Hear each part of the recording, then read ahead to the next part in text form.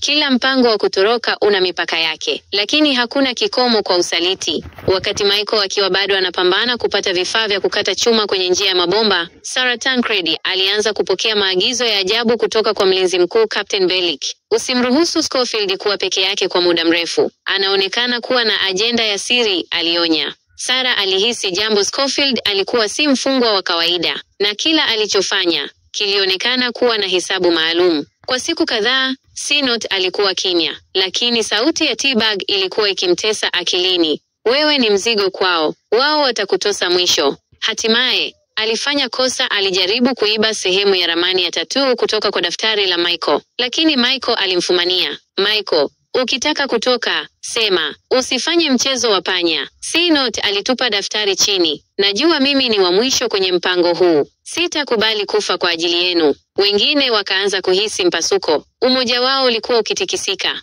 Abruzzi aliposhindwa kuingiza kifaa cha kukata chuma gerezani, Michael alikasirika kwa mara ya kwanza. Nilikuamini Abruzzi. Nifanye nini Scofield? Unaomba vitu ambavyo hata mafia hawaviwezi kwa sasa. Wakati huo huo, T-Bag aliweka sikio chini ya ardhi. Akasikia kitu kelele kutoka upande mwingine wa ukuta. Sehemu ya mabomba ilikuwa karibu sana na njia ya maji taka. Mpango mpya ukaanza kutengenezwa. Siku hiyo hiyo mlinzi mmoja alimwendea Bellick. Unakumbuka mfungwa niliyekuambia anajua mpango wa kutoroka? Naam, bado hajatangaza jina. Anasema anatakiwa alipwe kwanza. Bellick akatabasamu kwa upana. Tutamchezea mchezo wake wenyewe. Wakati mwingine adui hatoki nje ya mpango, anatoka ndani yake. Mlinzi Bellick aliamua kumvuta msaliti ajitaje. Akatuma fununu gerezani. Yeyote atakayetaja mpango wa kutoroka atahamishiwa gereza lenye mazingira bora. Mtego uliwekwa, na mtu mmoja alinaswa. T-Bag akiwa na tamaa ya kuondoka na kuanza maisha mapya, alijaribu kuandika majina kwenye karatasi na kuiweka kwenye fungasha lililopelekwa kwa Bellick,